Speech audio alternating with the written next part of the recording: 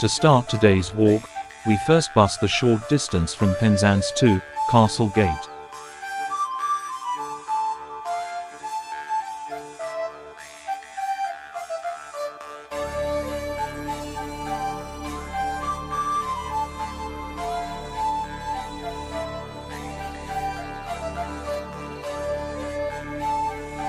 The walk to Rogers Tower was along clear footpaths gradually climbing up, passing a quarry along the way.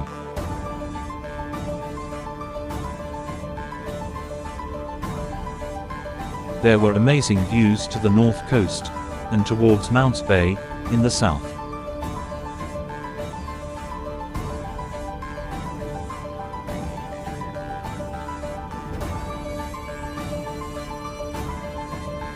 Rogers Tower is situated near to Ludgate, and is only a few miles northeast of Penzance, in southwestern Cornwall. It is on the top of the hill close to the Iron Age fort of Castle and Dinnis. The hill, which is also close to a quarry, rises 700 feet above sea level and gives commanding views across to the north coast of Cornwall and south towards the Lizard Peninsula and Mounts Bay.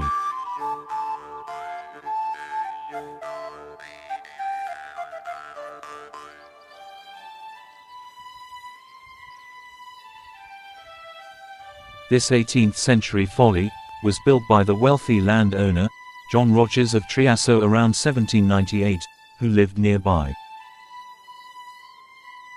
The tower features several windows which are positioned to frame the most beautiful views across the landscape.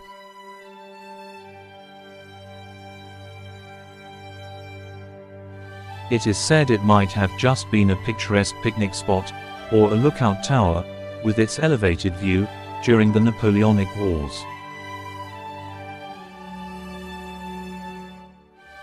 Rogers Tower is described as being both pretty and Gothic. There is no official height of this landmark, due to it not being classed as of any historical importance. I'd estimate its height as about 20 feet tall or just over 6 meters.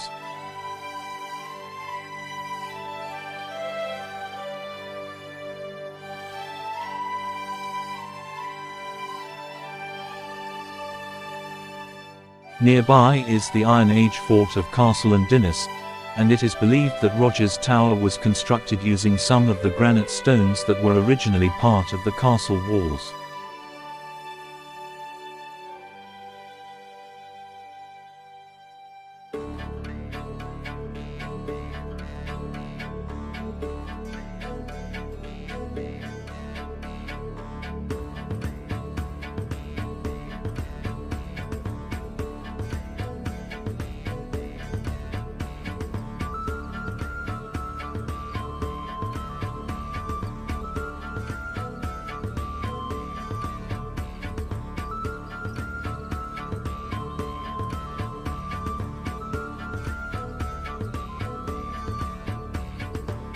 Castle and Dinnis is one of the largest and most impressive hill forts in Cornwall. It dates from the 2nd or 3rd century BC.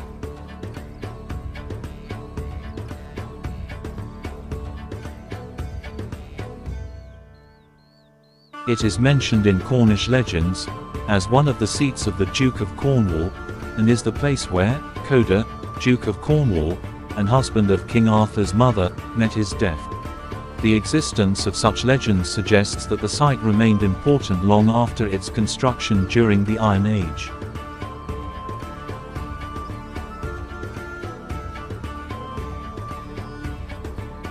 This trig point marks the highest point on this hill, close to Rogers Tower.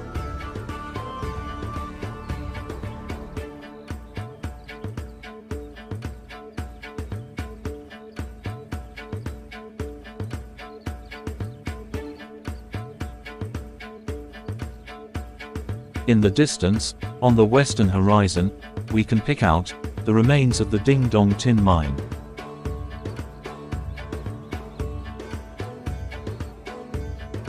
We are now heading away from Rogers Tower, heading to Chysauster Ancient Village.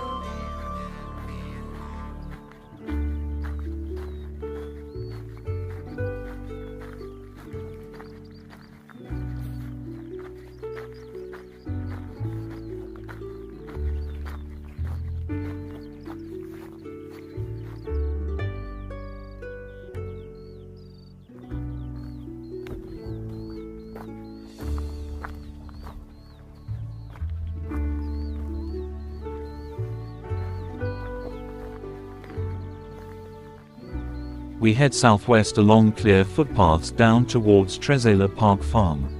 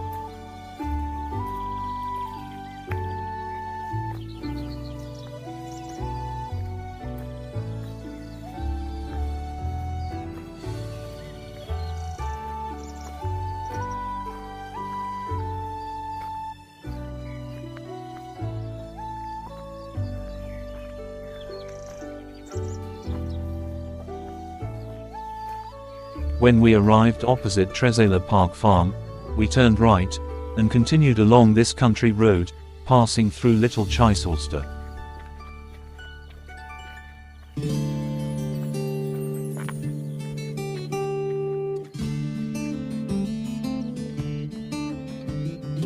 And it wasn't long before we reached the car park and entrance to Chysauster Ancient Village.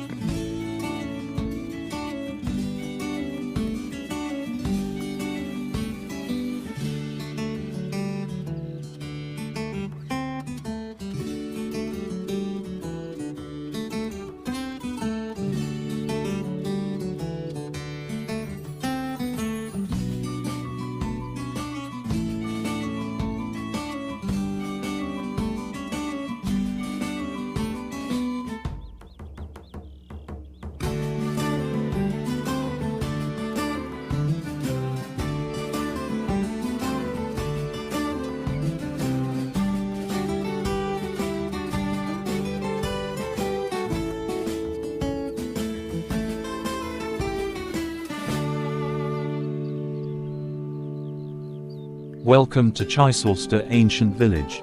It's a window into the past.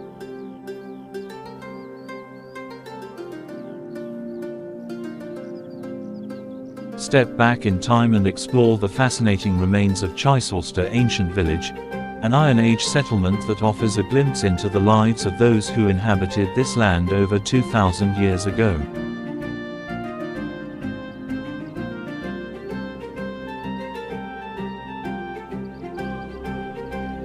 Wander with me through the stone houses, and imagine the daily routines of the villages, and discover the secrets of this ancient community.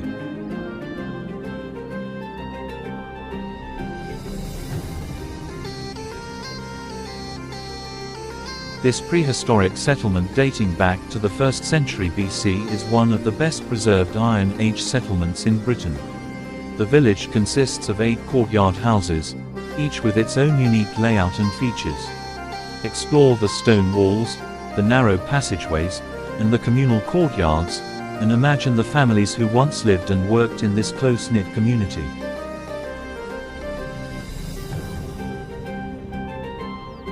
Archaeological finds that have been unearthed at Chysauster includes pottery, tools, and even the remains of meals, which are providing a fascinating insight into the daily lives of the villagers. We're learning about their farming practices, their social structures, and their beliefs, gaining a deeper understanding of the people who shaped this ancient landscape.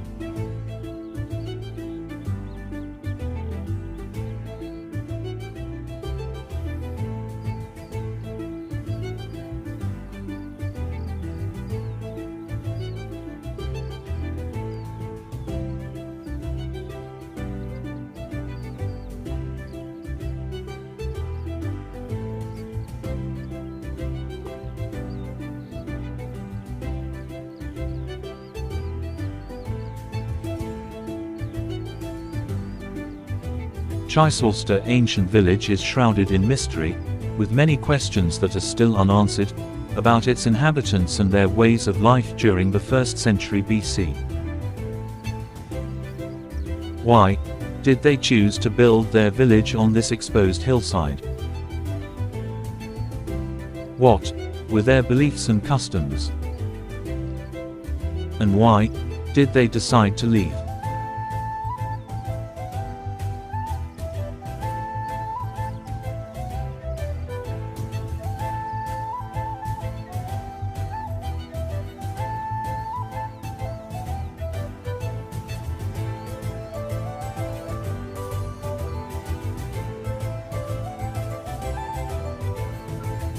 When you visit Chysauster ancient village, you'll be able to explore the ruins, whilst pondering over the many mysteries, and let your imagination transport you back to this ancient time of the Iron Age. These well-preserved homes of Iron Age farmers, perched high on the Ballowall Downs, has the oldest English identifiable village street. Each house had its own small garden, plus the entrances face northeast, away from the prevailing winds.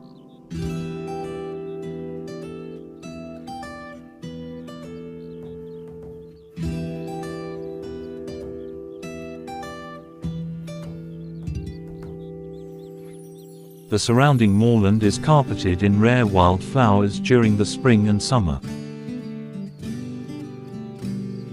Chysauster is 175 meters above sea level, or 575 feet.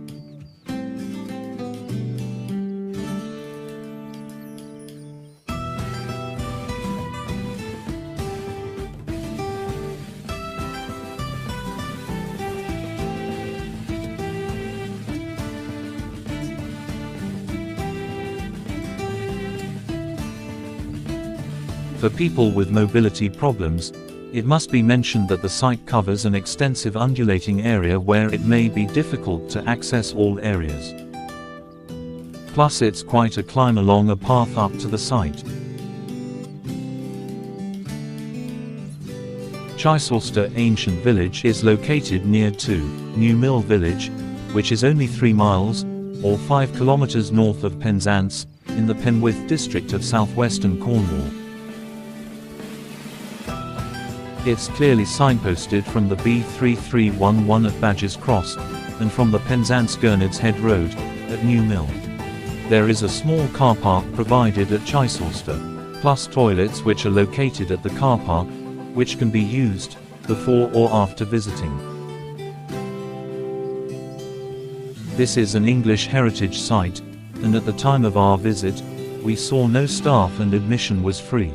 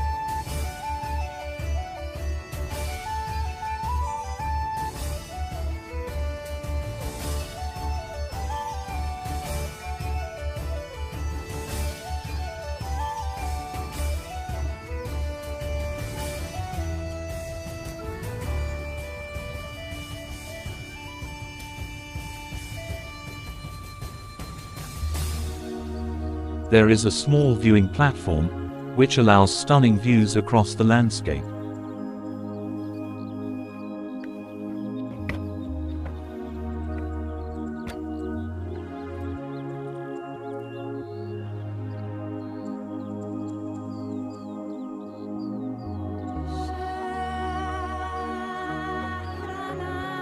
It has this information board to help you locate some of the more prominent items that you can see.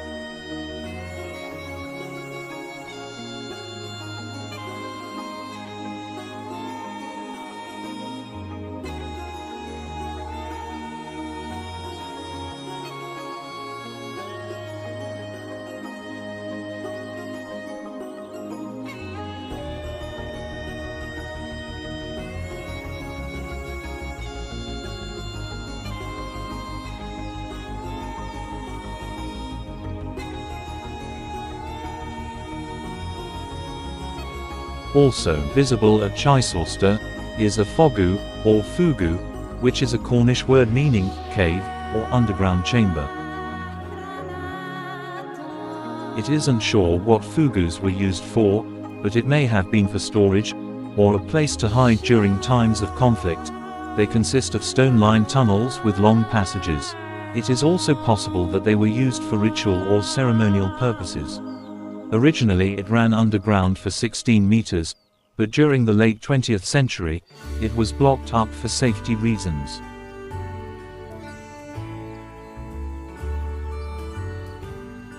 As we headed away from Chysauster towards New Mill, for the bus to Penzance so we could then travel to St. Just for the final part of our day, near these fields, we were ravaged by horse flies, and we didn't fully recover for over a week.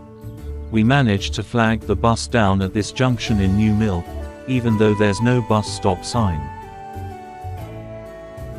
and after a brief lunch stop in Penzance, we then got the bus to St. Just, which is a town north of Land's End.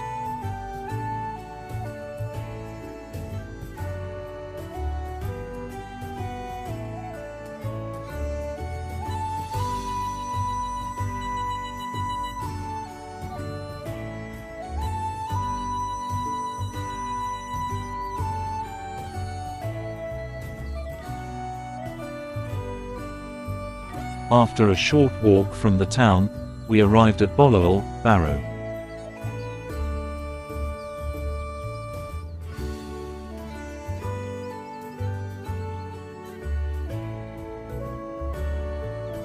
Situated near to Land's End, St. Just is rich in antiquities, with its medieval church dedicated to St. Levan, who it is said, landed at a nearby beach in the 6th or 7th century. Plus, there is a Celtic cross outside the church that is older than the church itself. Also, we're very close to Cape Cornwall, which is the alternative Land's End, without the hustle of tourist trappings.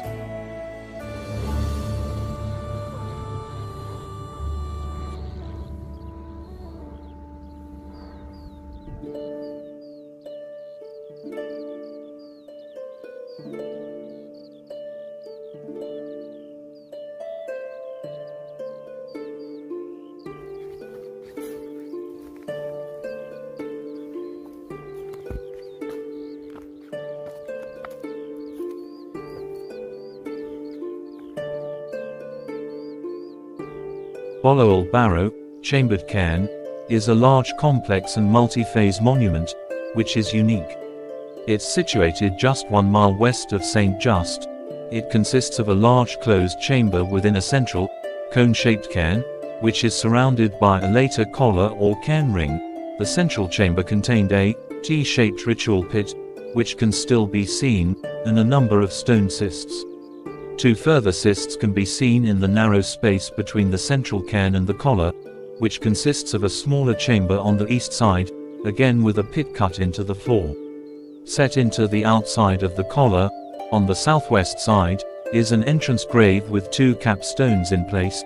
It is probable that a typical small chambered cairn of the Solonian type was the first structure to be built here, in the late Neolithic period, followed by a cist set into its back before the central cairn, with its own cists, were added in the Middle Bronze Age. Finally, the wide collar, incorporating the original mound and entrance grave chamber, completed this monument. The top of the central cairn is unfortunately now missing, but it survives to a height of 2.7 meters. When complete, it may have stood in the region of 4.5 meters high. The entire monument has diameters of 21.4 meters and 20.4 meters.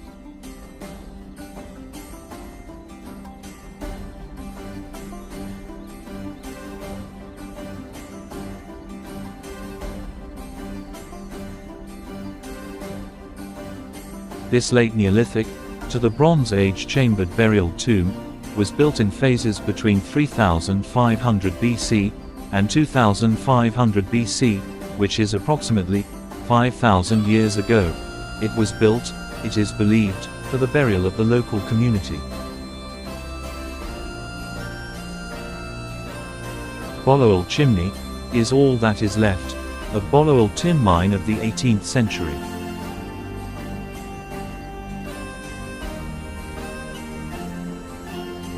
William Copeland Borlase's excavation of the Ballowell Barrow, during 1878, revealed the cairn, and had findings, such as Bronze Age pottery, and cremated bones, which suggested it was reused during the Roman occupation of Britain. Unfortunately, Borlase altered the barrow, by adding a walkway, and a central area for viewing.